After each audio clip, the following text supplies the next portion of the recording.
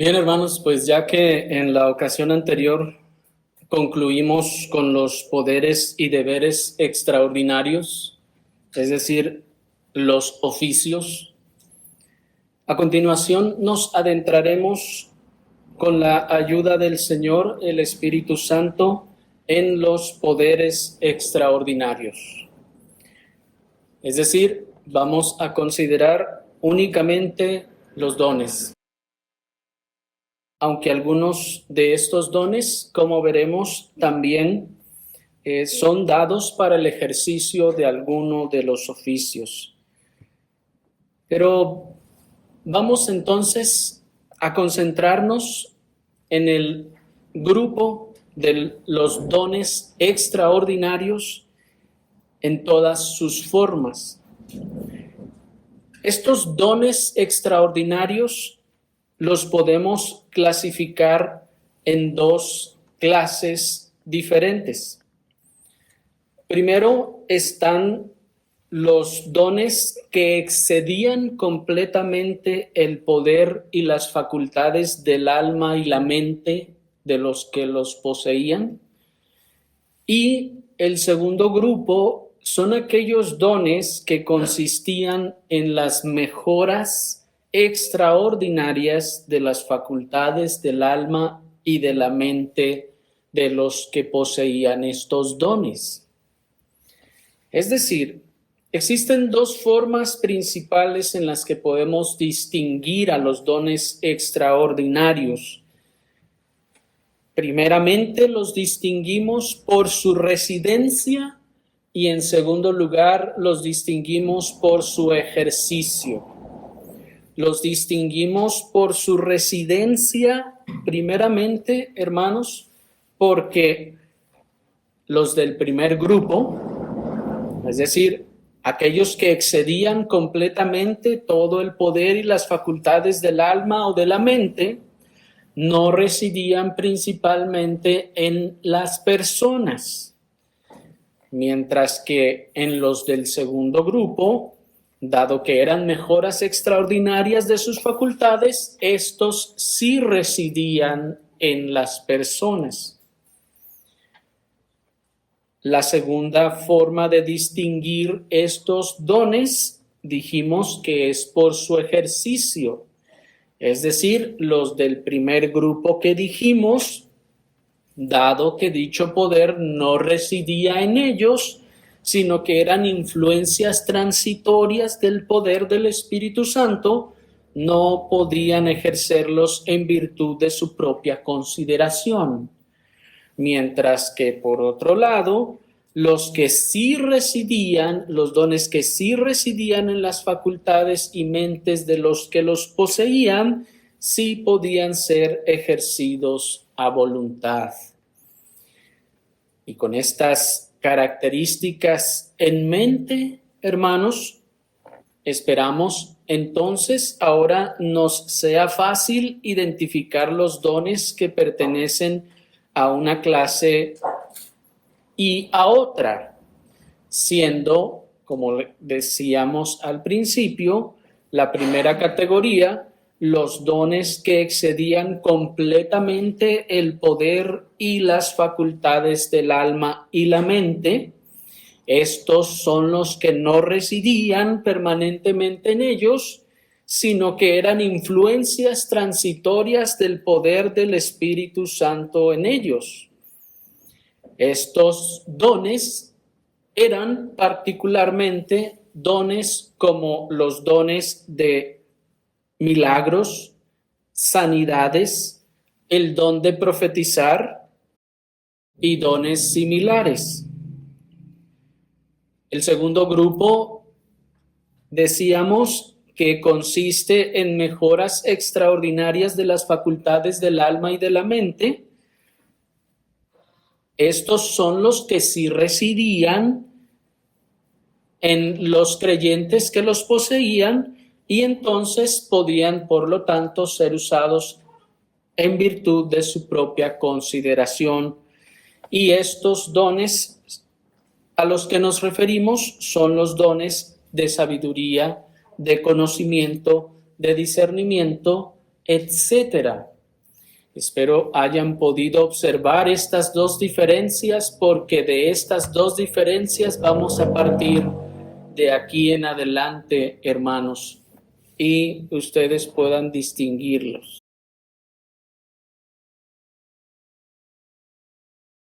De manera que, así como seguimos el orden de los oficios que nos propuso el apóstol en Efesios 4:11, así seguiremos con la ayuda del Señor el orden que se nos propone en 1 Corintios 12:8 al 10.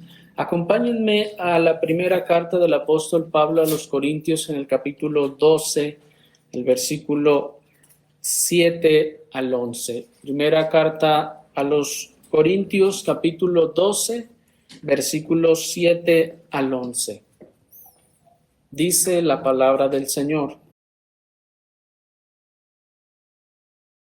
Pero a cada uno le es dada la manifestación del Espíritu para beneficio común. Porque a éste le es dada por el Espíritu palabra de sabiduría, y a otro palabra de conocimiento por el mismo Espíritu, y a otro fe por el mismo Espíritu, y a otro dones de sanidades por el mismo Espíritu, y a otro obras poderosas, y a otro profecía, y a otro discernimiento de espíritus, y a otro diversas clases de lenguas, y a otro interpretación de lenguas. Mas todas estas cosas las opera uno y el mismo Espíritu, distribuyendo a cada uno individualmente como Él quiere. Hasta allí. Así que, hermanos, con la ayuda del Señor vamos a abordar cada uno de estos dones espirituales extraordinarios en el orden en el que aparecen en este pasaje que acabamos de leer. Pero antes de comenzar a abordarlos, cada uno de ellos, quisiéramos hacer la aclaración de que el orden en el que aquí aparecen los dones, hermanos, al tratarse de dones solamente, dones temporales extraordinarios y no de oficios, su orden en el que aparecen es indistinto. Es decir, que no nos estará señalando ninguna categoría en particular, dado que no se están enunciando los oficios, sino dones extraordinarios. Y el día de hoy, con la ayuda del Señor, vamos a comenzar entonces a considerar el primer don extraordinario de la lista, que como pueden ustedes observar, es el don de palabra de sabiduría. El primer don que se encuentra allí en el versículo 8 es el don de palabra de sabiduría. Y vamos a abordar este don a través de los tres siguientes encabezados. Primero vamos a ver su definición. En segundo lugar vamos a ver su ejercicio extraordinario, para por último considerar su ejercicio ordinario. Vayamos primeramente a su definición. Dice nuestro texto en el versículo 8, porque a éste le es dada por el Espíritu palabra de sabiduría, y a otro palabra de conocimiento por el mismo Espíritu. Hasta allí. La incapacidad del hombre natural, hermanos, le impide la adecuada realización de las ordenanzas de la nueva institución eclesiástica, pues esta, como vimos, solo puede ser llevada a cabo, digamos, por las manos, por así decirlo, del Espíritu Santo. El hombre no puede llevar a cabo, realizar las ordenanzas por sí mismo de la nueva institución eclesiástica, pues son espirituales, son completamente espirituales y requieren una vida espiritual. Y esto aplica no solo a las ordenanzas, sino también a los oficios. el Espíritu Santo tiene que capacitarnos por completo para todas esas cosas. El Espíritu tiene que capacitarnos para toda la obediencia de la nueva institución eclesiástica, tanto en sus formas de ordenanza y actuaciones públicas y aún privadas, y también para los oficios mismos. Y dado que Jeremías 10:14 nos dice que todo hombre es torpe en su conocimiento, era indispensable que aquellos que tenían que defender la verdad del Evangelio en el establecimiento de la Iglesia del Nuevo Testamento tuvieran una gracia o carisma espiritual extraordinario que supliera esa grande necesidad, hermanos. Pues si el texto nos dice que todo hombre es torpe en su conocimiento, nos está diciendo que ninguno de nosotros somos sabios. Ninguno de nosotros tenemos capacidades o entendimiento para la sabiduría. Y si hemos entonces de manejar las verdades eternas, ¿cómo podríamos hacer esto por nosotros mismos? Y aún más, hermanos, aquellos que tenían que defender la verdad del Evangelio, principalmente en el establecimiento de la Iglesia del Nuevo Testamento, requerían todavía una gracia o un carisma espiritual extraordinario que supliera esa falta de sabiduría natural en nosotros.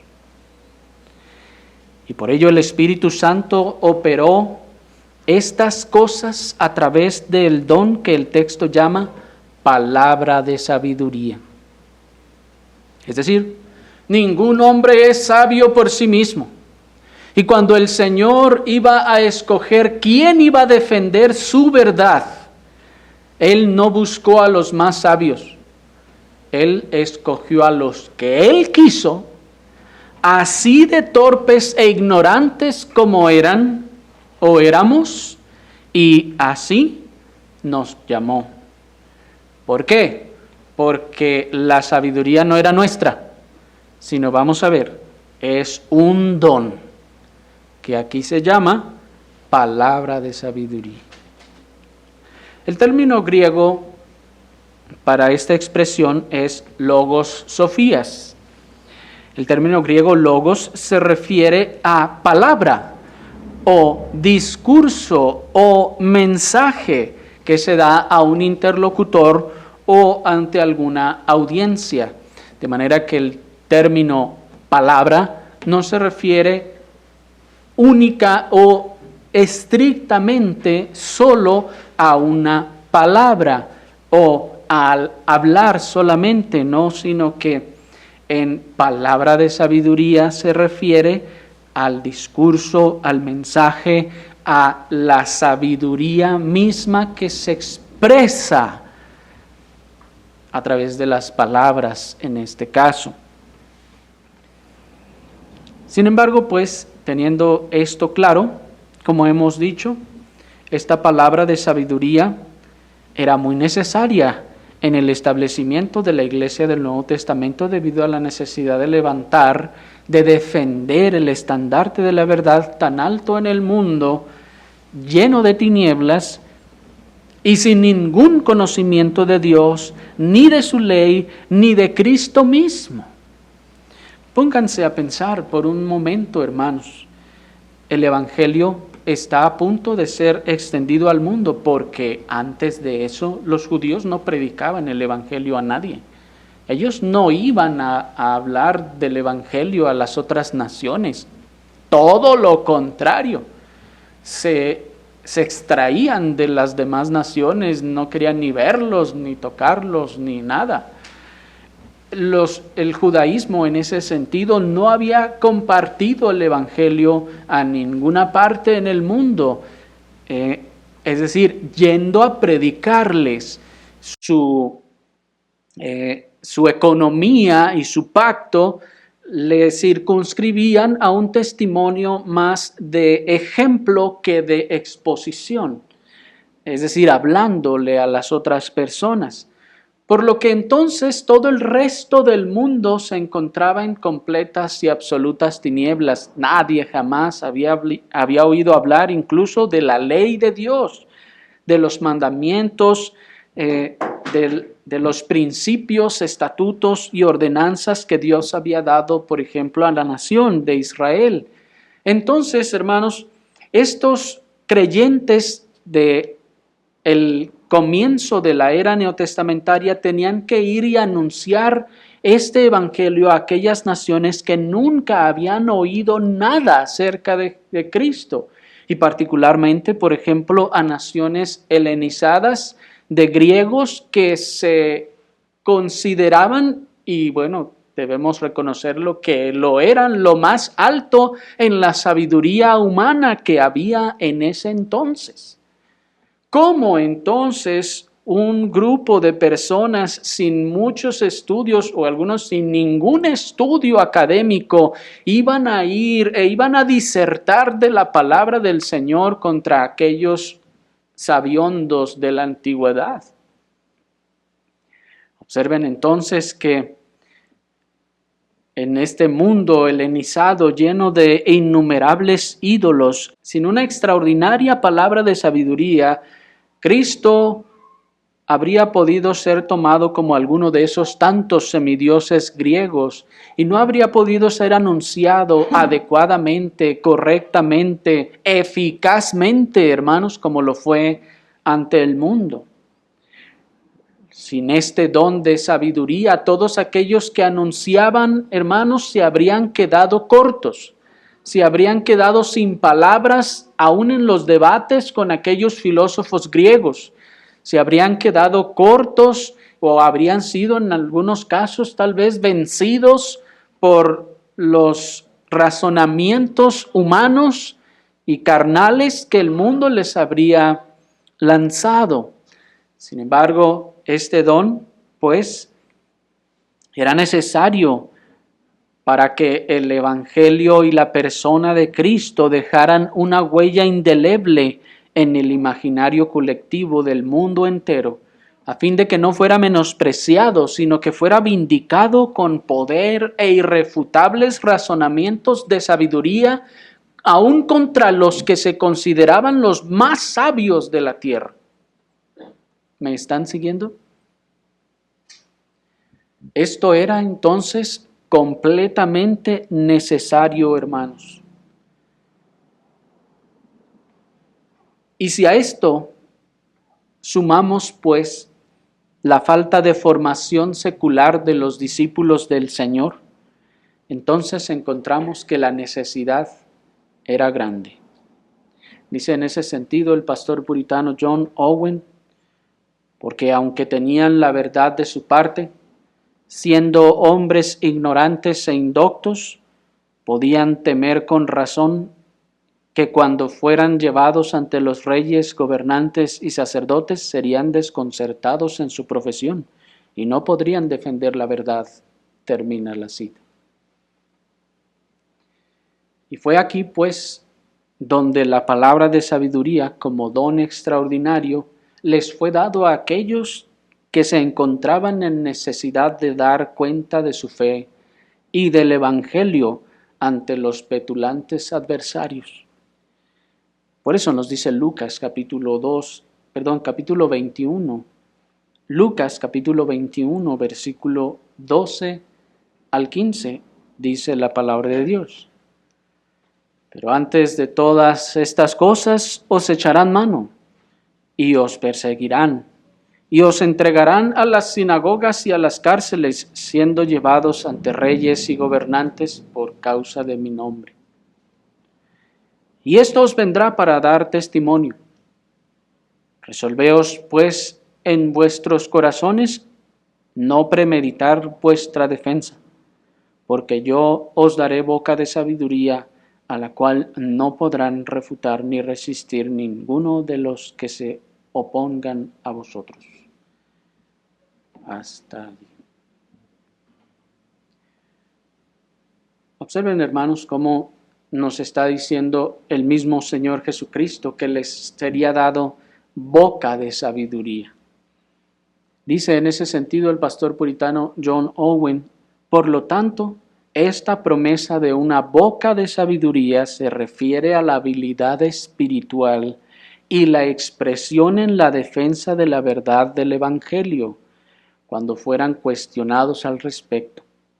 La habilidad espiritual de la mente es la sabiduría, y la expresión o libertad de palabra es la boca que es prometida aquí. Termina la cita. Observen pues, hermanos, que era necesario que para que se pudiera defender la verdad, para que se pudiera levantar la verdad y que la verdad venciera incluso contra todos los razonamientos y aún los sabios de aquel tiempo, de tal forma que dejara una impresión tal en todo el mundo que nadie tuviera el cristianismo como una secta insignificante, era necesario pues que hubiera un don extraordinario que capacitara a todos aquellos creyentes que apenas, válgame la expresión, sabían hablar, para que pudieran exponer las verdades del Evangelio con toda sabiduría y dejar la boca tapada a todos aquellos que contendían contra la verdad.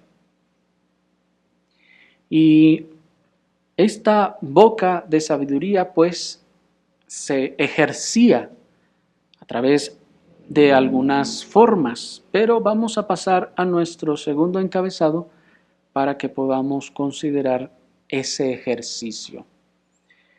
Este ejercicio que había, hermanos, de este don de palabra de sabiduría, tenía o tiene, vamos a decirlo así, dos formas de ejercicio.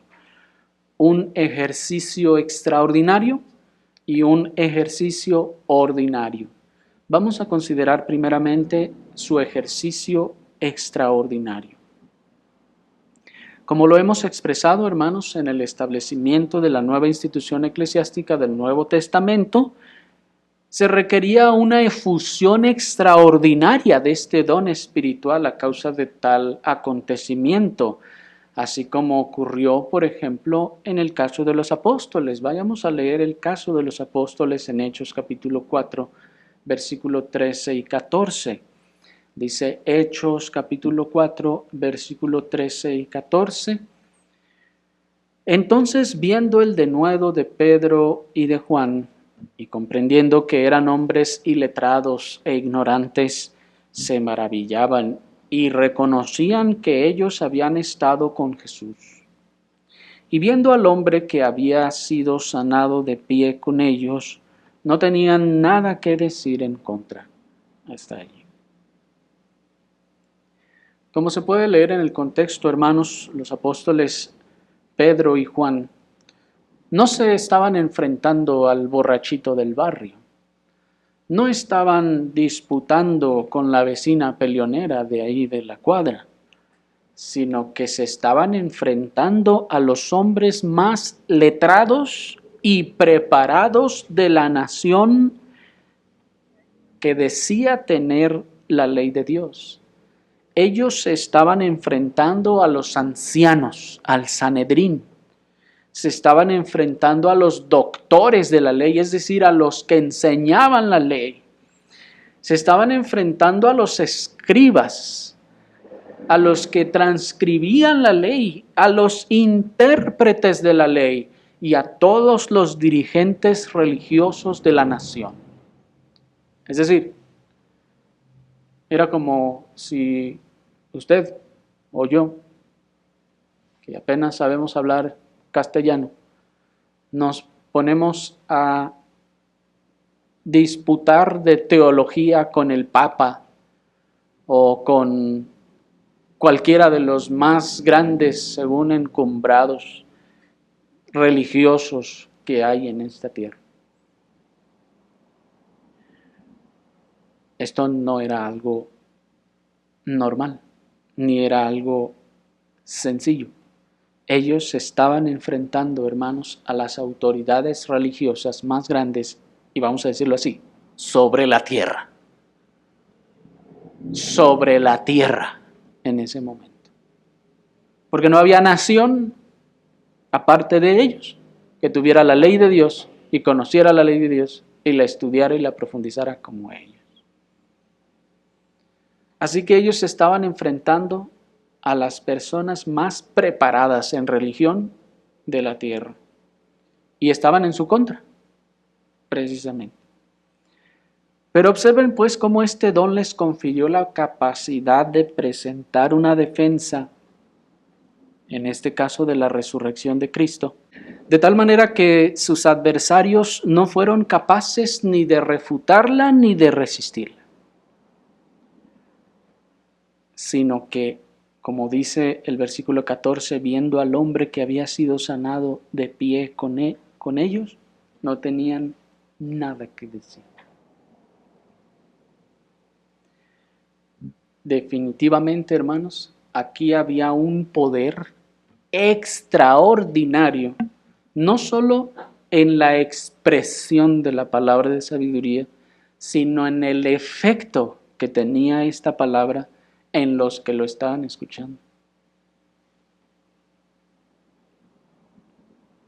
Y lo mismo nos dice la escritura, hermanos, de Esteban, que cuando él habló contra sus adversarios, dice Hechos 6:10 que no pudieron resistir la palabra de sabiduría y el espíritu con el que hablaba.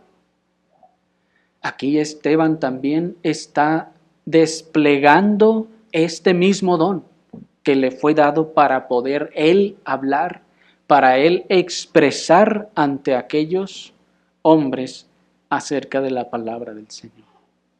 Dice en ese sentido el pastor puritano John Owen, cito, por lo tanto, este don de sabiduría en primer lugar era una destreza y habilidad espiritual para defender las verdades del Evangelio cuando eran cuestionadas, opuestas o blasfemadas.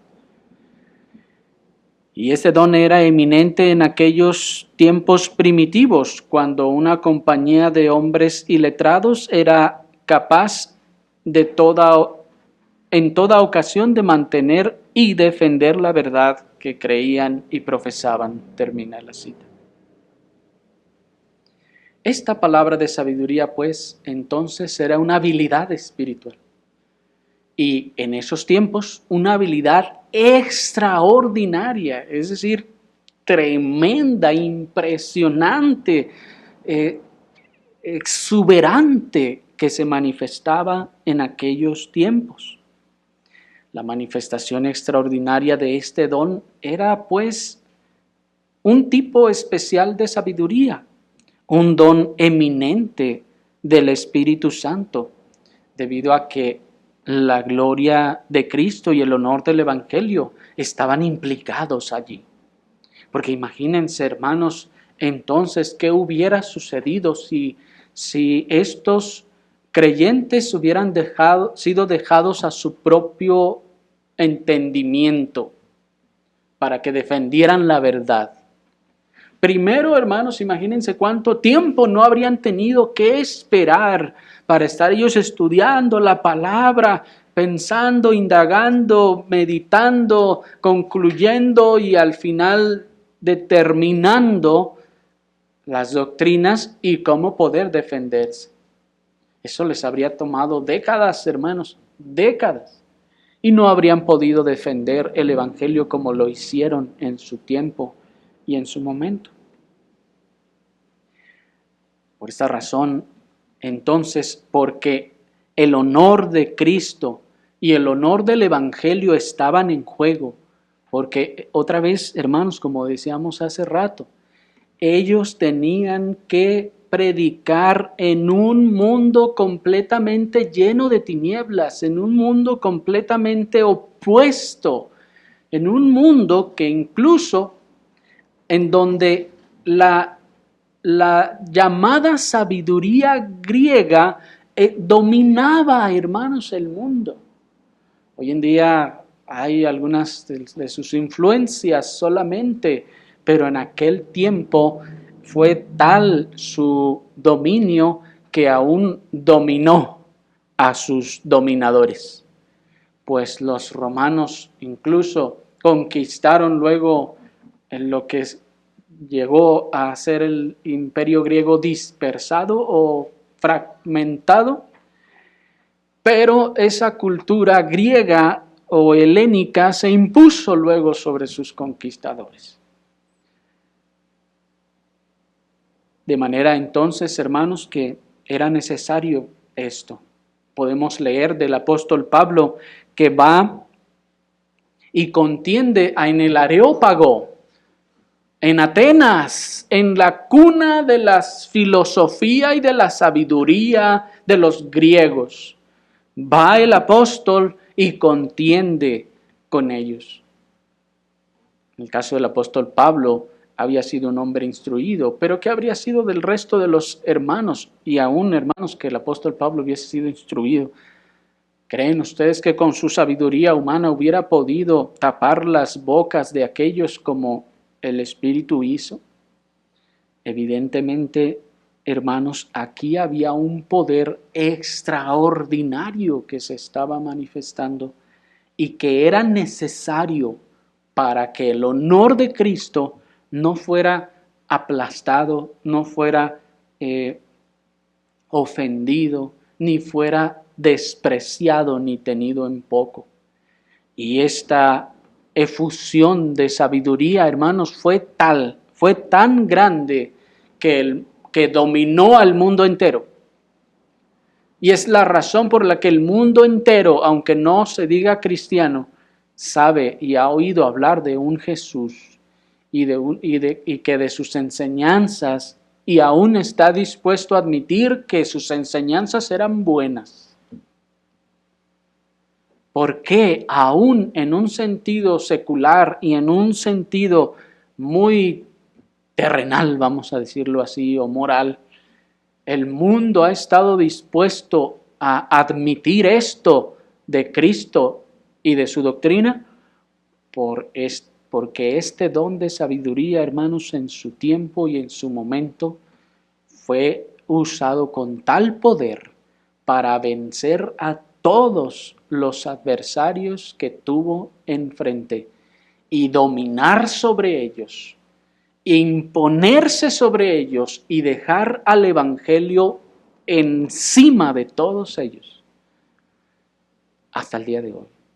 Al punto que después, históricamente, ustedes saben que el mismo Imperio Romano se dice que hace cristiano. Pero a aquellos creyentes, pues, se les concedió este don extraordinario en esa habilidad para manejar y defender la verdad en los tiempos de gran importancia en la iglesia neotestamentaria. Ahora bien, este don de palabra de sabiduría extraordinaria o sabiduría extraordinaria también se manifestaba, hermanos, en una habilidad para entender y exponer todas las verdades evangélicas necesarias para la edificación de la iglesia. Porque no era que los creyentes o los apóstoles o los oficiales que hablaban la palabra, no era que ellos se arrojaban a hablar y así como que entraban en trance y les empezaban a salir palabras sin que ellos las pensaran ni cruzaran por su mente y empezaban a hablar así nada más sin saber lo que estaban diciendo, y eso era gran sabiduría. No, hermanos, eso no sucedía así. Por eso dijimos al principio, hay una distinción en estos dones extraordinarios, que son aquellos dones que residen en el creyente y los que no residen en él, sino que son transitorios. Decíamos que los que residen en él son los que consisten en el aumento extraordinario de las capacidades de sus propias facultades, como es este don de la sabiduría. Este don entra dentro de este grupo, dado que su efecto es aumentar las capacidades del ser en el que está. En este caso, esas capacidades intelectuales, esas capacidades para poder hablar, para poder expresarse y así. De manera que los que estaban exponiendo estas verdades las entendían primeramente, no las hablaban y pum, de repente les salía algo que, mira qué gran sabiduría, pero en que ni siquiera se había dado cuenta que lo había dicho. ¿Sí me explico? No, ellos estaban entendiendo primeramente estas cosas y luego las exponían. ¿Me explico? No podía ser de otra manera. Este don afectaba sus mentes, sus pensamientos, su voluntad, de forma que ellos podían expresar con habilidad, entender estas cosas y expresarlas adecuadamente. Tan solo detengámonos a pensar, hermanos, cómo y cuántas veces nosotros mismos podemos entender una cosa y la tenemos más o menos clara, pero a la hora de explicársela a los demás, o no sabemos cómo hacerlo o el otro no nos entiende nada. ¿No es así? Creo que todos hemos conocido personas que tienen muchas habilidades, que saben hacer muy bien las cosas, pero cuando ustedes le preguntan y que explíqueme cómo le hago yo para hacerle igual, y no le entiende nada. Lo dice y salta muchas cosas, no explica otros pasos, etcétera. ¿Por qué? Porque puede tener el entendimiento, pero no el poder expresarlo. ¿Me explico? Este don de sabiduría no solo era el entendimiento, no solo era entenderlo, sino, como hemos visto primero, el expresarlo. Se entendía y se expresaba. Y es esta sabiduría la que el apóstol Pedro dice que el apóstol Pablo tenía y plasmaba en sus epístolas respecto al entendimiento particularmente de la palabra de Dios. Miren en 2 de Pedro capítulo 3, versículo 15. La segunda carta del apóstol Pedro capítulo 3, versículo 15, dice la palabra del Señor. Y considerad que la longanimidad de nuestro Señor es para salvación, como también nuestro amado hermano Pablo, conforme a la sabiduría que le fue dada, os ha escrito, como también en todas sus epístolas, en las que habla de estas cosas, entre las cuales hay algunas difíciles de entender, las cuales los indoctos e inestables tuercen, como también tuercen las otras escrituras para su propia destrucción. Hasta aquí. Cuando consideramos toda la riqueza de la sabiduría plasmada en las escrituras del Nuevo Testamento, hermanos, es imposible no reconocer un poder sobrenatural extraordinario que estaba operando en la mente y el entendimiento de los autores inspirados. ¿No es así? Si podemos verdaderamente reconocer la gloria del Evangelio y las riquezas de esta gracia, hermanos, podremos reconocer estas cosas. Este don extraordinario, entonces, era una sabiduría espiritual tal para manejar estas verdades evangélicas, para la edificación de la Iglesia de Cristo, y que, hermanos, hacía que ellos pudieran plasmar todas estas verdades gloriosas en la Escritura de una forma tal que, por más que hoy lo queramos, no podemos nosotros hacer en estos tiempos. Hay tantas verdades, hermanos, tantos significados encerrados en un solo término, en una sola frase, de un solo versículo de la Escritura, que hay una riqueza, hermanos, incomparable en todo esto. Y los autores inspirados, como vimos, No es que entraban en trance y se agarraban escribiendo sin saber qué cosa estaban escribiendo. No. Ya vimos cómo operaba esta teumneustia, ¿se acuerdan? En los autores. De manera entonces que podemos identificar un poder extraordinario para poder plasmar esas cosas tan profundas y tan gloriosas y de una forma infalible. De manera que definitivamente, hermanos, definitivamente allí debió estarse operando un don extraordinariamente que ya no existe hoy en día. De otro modo, si existiera todavía ese don, hermanos, les aseguro que no habría tantas confusiones y tantas sectas hoy en día. Si ese don estuviera vigente, muy probablemente no habría tantas confusiones doctrinales dentro de los verdaderos cristianos. Porque nosotros estamos dispuestos a reconocer a otros hermanos como cristianos, aunque en algunas cosas no estamos del todo de acuerdo. Pero eso no existiría, hermanos. Esas diferencias no existirían si este don estuviera vigente. Pero ya no lo está. Dice en ese sentido el pastor puritano John Owen, por lo tanto, tomo la palabra de sabiduría mencionada aquí como una habilidad espiritual especial y capacidad para manejar sabiamente el Evangelio en su administración para la ventaja y promoción de la verdad, especialmente en la defensa de esa verdad cuando se llama a juicio con sus adversarios. Este era un don eminente del Espíritu Santo. Y considerando las personas empleadas por él en el ministerio, que en su mayoría eran conocidas por ser indoctas e ignorantes, esto llenó al mundo de asombro y fue un medio eficaz para someter a multitudes a la obediencia de la fe.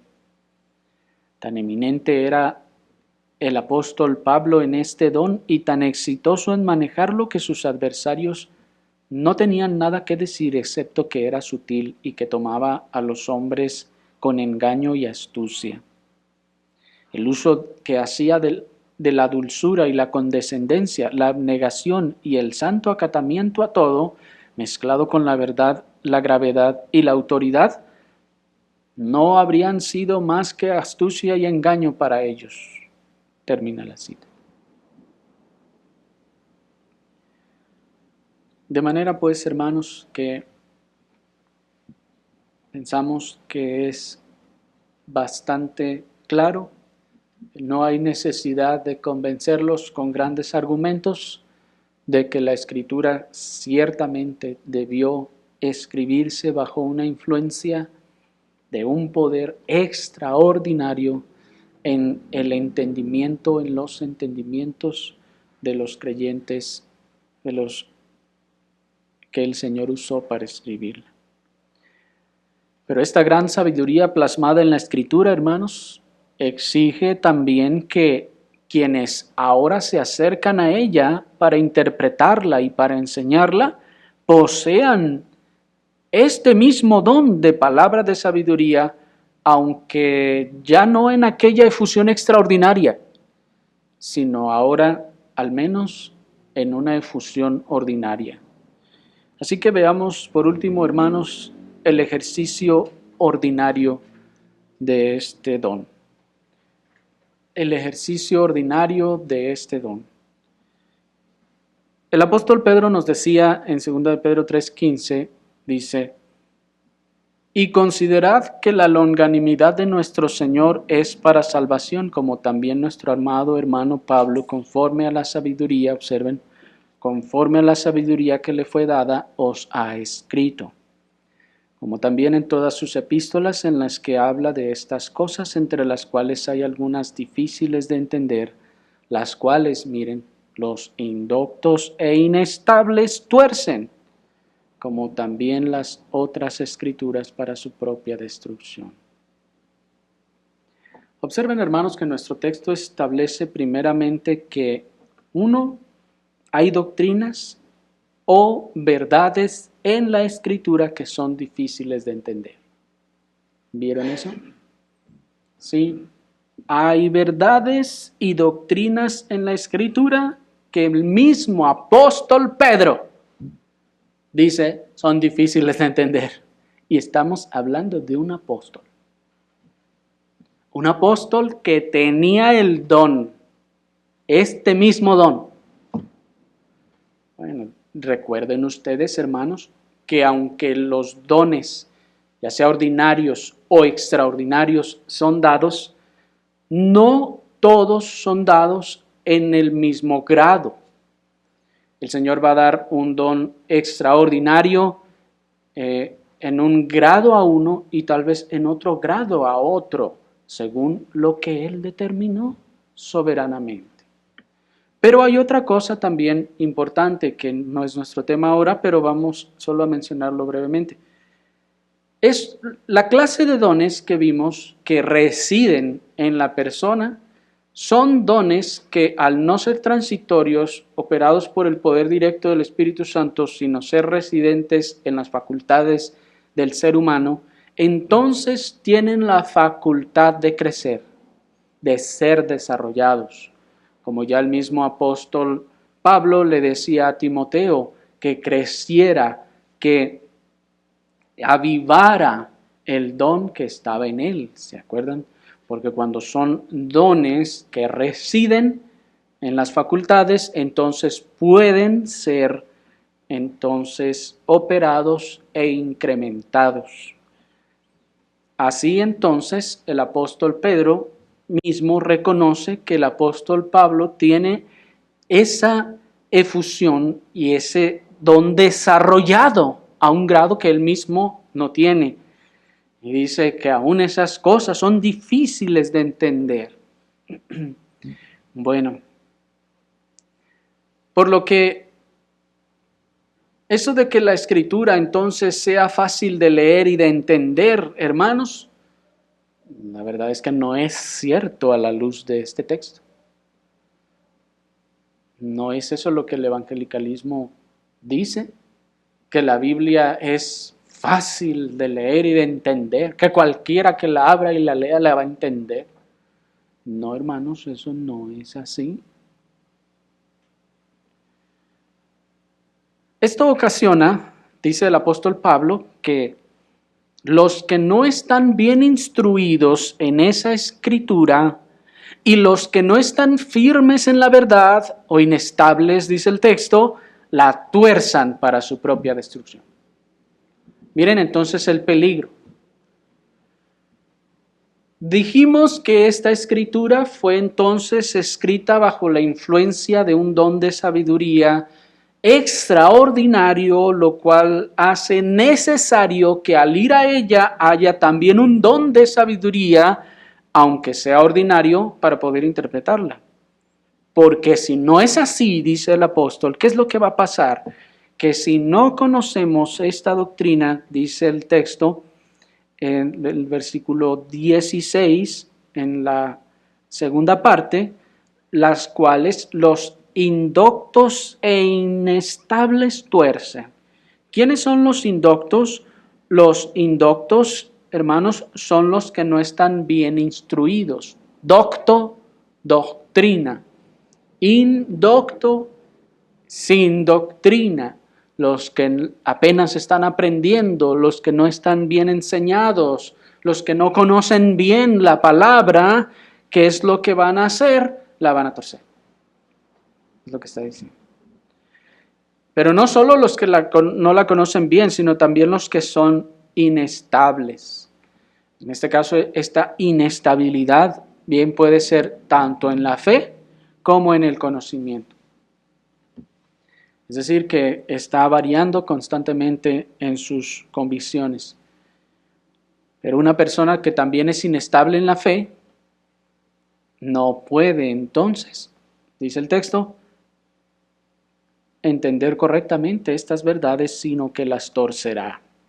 El término que se tradujo como torcer se refiere a estirar algo, como en el potro, de hecho, dice la definición. Es estirar algo como en el potro y como retorcerlo. ¿Me explico? Ese es el sentido del término torcer. Observan entonces ahí la clara metáfora que se hace de lo que hacen las sectas con la escritura, cómo la estiran para que alcance cosas que no dice en realidad, o la acomodan, la voltean de un lado o de otro lado para que diga lo que muchos piensan que debe decir. Por lo que es indispensable, pues, hermanos, que aquellos que son llamados al oficio de pastores y maestros, a fin de no torcer también estas cosas, sean equipados con el don de palabras de sabiduría, aunque en su aspecto ordinario. Este don de palabra de sabiduría posee también un aspecto ordinario. Miren 2 Timoteo capítulo 2, versículo 14 al 18. Dice 2 Timoteo 2, 14 al 18. Recuérdales esto, testificándoles delante del Señor, que no contiendan sobre palabras. Y observen el contexto. Lo cual para nada es útil, sino trastorna a los oyentes. Pon diligencia en presentarte a Dios aprobado, como obrero que no tiene de qué avergonzarse, que traza rectamente la palabra de verdad. ¿Se fijan? Que traza rectamente la palabra de verdad, pero evita las palabrerías huecas y profanas, porque irán en aumento para mayor impiedad. Y la palabra de ellos carcomerá como gangrena, de los cuales son Himeneo y Fileto, que se han desviado de la verdad diciendo que la resurrección ya sucedió, y trastornan la fe de algunos. Hasta ahí. Observen, hermanos, qué impresionante es este texto, y todo lo que nos está diciendo es impresionante. Observen que nos está diciendo primero cómo se desvían algunos. ¿Cómo se desvían? Primero nos dice, por palabras. Dice el versículo, no te pongas a discutir sobre palabras. Dice, lo cual para nada es útil. Y más bien, dice, sino trastorna a los oyentes. Y luego dice el 16, evita las palabrerías huecas y profanas. Bueno, entendemos entonces que estas palabrerías o estas palabras de las que habla al principio, en el versículo 14, son esas mismas palabrerías huecas y profanas. Es decir, que no nos pongamos a contender sobre cosas que en realidad no dice la Escritura, o que no habla la Escritura, o que no son parte de las doctrinas de la Escritura. No nos vamos a poner a pelear por situaciones que la Escritura en este caso no nos está revelando.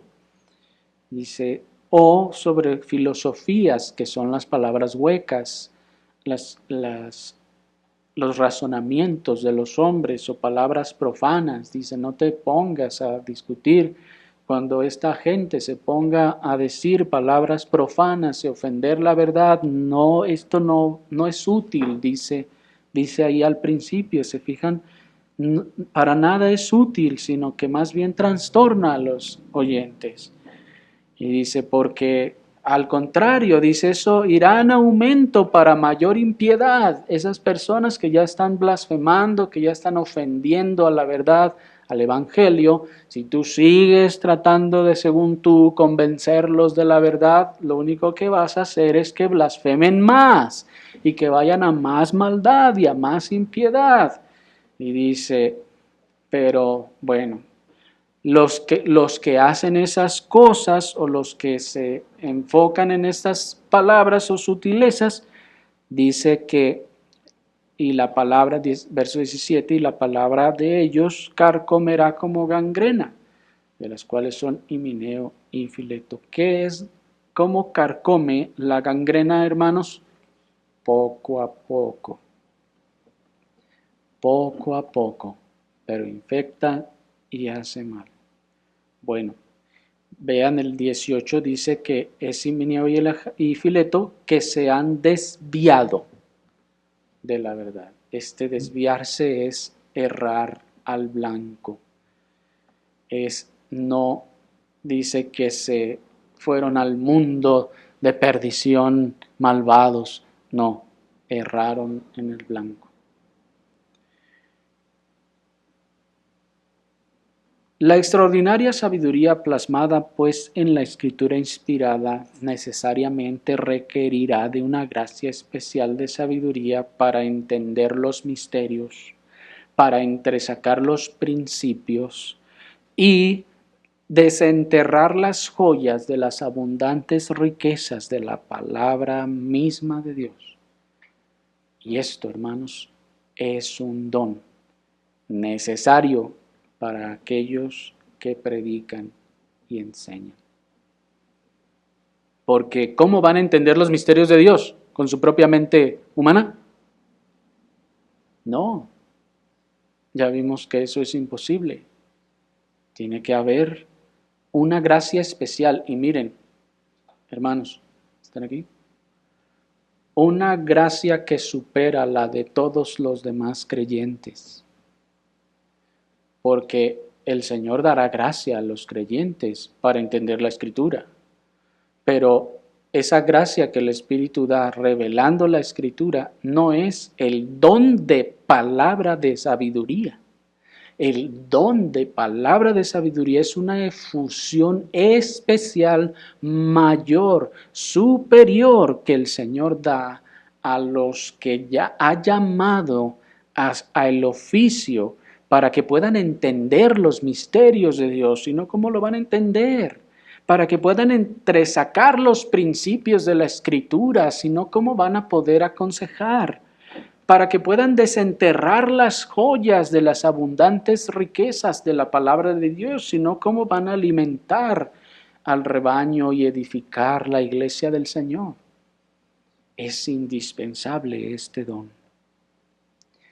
Porque mientras el don extraordinario de palabra de sabiduría fue necesario para la inspiración de la Escritura, este mismo don, aunque en un menor grado, es necesario para el adecuado trazo de ella.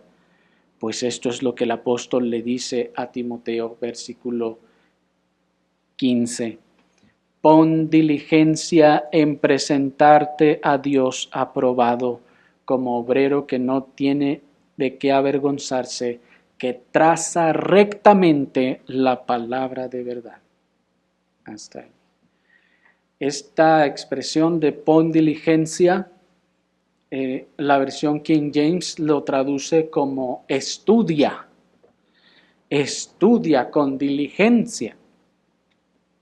Sin embargo, en el término original es la diligencia por sí misma, pero nos ayuda a ver la dirección, que es una diligencia en la palabra de Dios, en el trazar rectamente la palabra de Dios.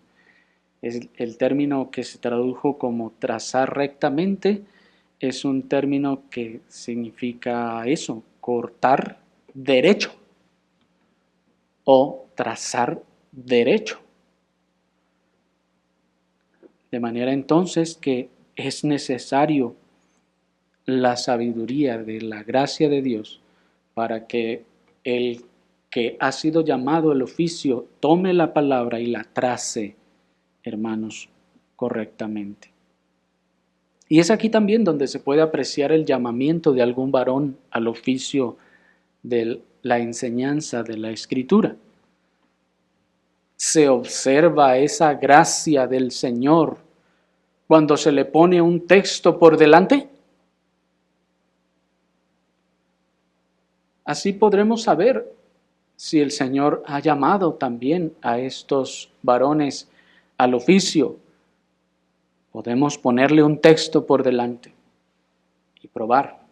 A ver, trácelo, desenmarañe los misterios, entresaque los principios de la palabra de allí, desentierre las joyas de la Escritura de allí. Si puede hacerlo, entonces tiene el don. Tiene el don de palabra de sabiduría. Y si tiene ese don, tendrá seguramente los demás dones. Y tendrá entonces un llamado. Pero si le damos el texto y se va para todos lados, menos a donde debe ir, entonces vemos que no hay un llamado allí. No hay un don de palabra de sabiduría, revelando, en este caso dando sabiduría para entender el texto, para entender el versículo, para entresacar el principio, para comprender el misterio que allí se está revelando. Porque es algo que no se obtiene por la sabiduría humana. No hay metodología para extraer el principio del texto, porque eso es lo que ahora ya tratan de hacer los seminarios. Para que puedas entender, usa estas reglas. Regla 1, hazle así. Regla 2, busca esto. Regla 3, busca lo otro. Y es como un artificio, una manera artificial de recrear o tratar de producir ese don cuando no está allí. Cuando ese don está allí, póngale un texto por delante y lo entenderá y lo podrá discernir. No necesariamente con toda la plenitud y la brillantez que aquel a quien el Señor ha dado la gracia y ha podido entrenar por mucho tiempo, pero al menos se podrá observar. Al menos se verá que no anda por las ramas, al menos se verá que no se pierde de la dirección correcta del texto. Dice en ese sentido el pastor puritano John Owen, y les pido su atención porque es una cita larga, hermanos, escuchen. Hablando de estos dones, estos fueron otorgados a alguien de manera extraordinaria como lo fueron a los apóstoles y evangelistas. Solo diferían en grado de los que son ordinarios y aún continúan, pero son de la misma clase que ellos. Y este don, cuando se mantiene en alguna medida para cualquier ministro del Evangelio, es de singular utilidad para la Iglesia de Dios. De hecho, no me cabe duda que el apóstol lo fijó aquí en primer lugar como aquello que era eminente por encima de todo lo demás. Es decir, que era el don más eminente que debe manifestar un llamado al ministerio. Sigo leyendo.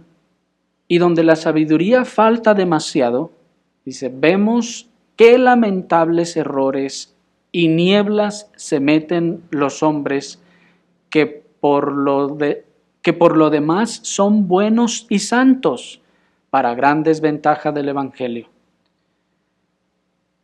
El verdadero disfrute y ejercicio de la sabiduría en cualquier medida competente es la vida y gracia del ministerio. Hago una pausa en esta cita, hermanos, para decirles o aclarar esto. Miren cómo el pastor puritano nos está diciendo que cuando no está este don en el ministro o en el que pretende el llamado al ministerio, entonces dice que hay gran desventaja para la iglesia y para el evangelio, dice, porque estos, dice, por lo demás pueden ser buenos y santos, esos creyentes. Sí, son creyentes verdaderos, sí, el Señor los salvó, sí, pero como no tiene la gracia, ese don de palabra de sabiduría en su forma ordinaria para tomar el texto, para exponerlo, entonces, hermanos, por más creyente que sea, puede ser de desventaja para el Evangelio, dice. Y lo contrario, es decir, una efusión clara de parte del Señor en el ministro para entender la palabra y poder exponerla adecuadamente, dice, es la vida y la gracia del ministerio. Se puede observar que hay vida allí, en ese ministerio, que hay gracia en ese ministerio de la palabra. Sigo con la cita, dice. Dios llenó de sabiduría a Bezaleel y a Aholiab para construir el tabernáculo de antaño. Así también, a menos que dé sabiduría espiritual a los ministros del Evangelio, ningún tabernáculo suyo será erigido donde se ha caído, ni mantenido en pie donde está. No me refiero a la sabiduría secular y civil, y mucho menos a la sabiduría carnal, sino a una capacidad espiritual para desempeñar correctamente todos nuestros deberes en el ministerio que se nos ha encomendado. Y como se ha dicho, donde falte esta sabiduría, rápidamente vemos que se hace un trabajo lamentable y vergonzoso en las propias iglesias. Termina la cita. Miren, hermanos, pues, qué metáfora tan edificante, ¿no les parece?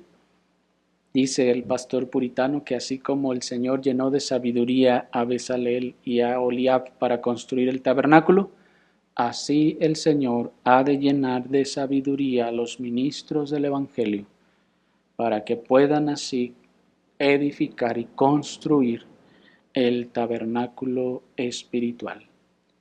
Dice, y donde no está este don de palabra de sabiduría en los ministros, dice, no la sabiduría secular, no la sabiduría del mundo, no, sino la sabiduría espiritual, dice, entonces no se puede edificar ni reedificar ningún edificio para el Señor. De manera entonces, pues, que yo sé que en muchos lugares sí se admite esto, mas no en el corazón. La realidad es que este don, hermanos, de palabra de sabiduría, y voy a decirlo así, esperando que no les escandalice, este don de sabiduría hace innecesario que los llamados al oficio pastoral posean títulos seculares, universitarios o de cualquier otra clase, hermanos. Porque no es la sabiduría humana la que se utilizará, no es el conocimiento adquirido en las universidades o incluso en los seminarios de hoy en día, hermanos, que se han desviado en buena medida, lo que les conferirá las habilidades para el discernimiento de la palabra, sino un don que aquí es llamado palabra de sabiduría. Por lo que el Señor puede llamar, hermanos, al más humilde, al más sencillo de los varones salvos de una iglesia, y así no haya concluido tal vez su educación primaria, pero hay un don y hay una gracia, hermanos, que se manifestará y que es poderosa para operar y subsanar aún esa clase de situaciones. No vamos a decir que genera un escenario ideal el hecho de que haya estudiado, porque eso, hermanos, es también demeritar el poder del Espíritu operando en esas operaciones, en aquellos a quienes el Señor ha llamado. Oremos al Señor.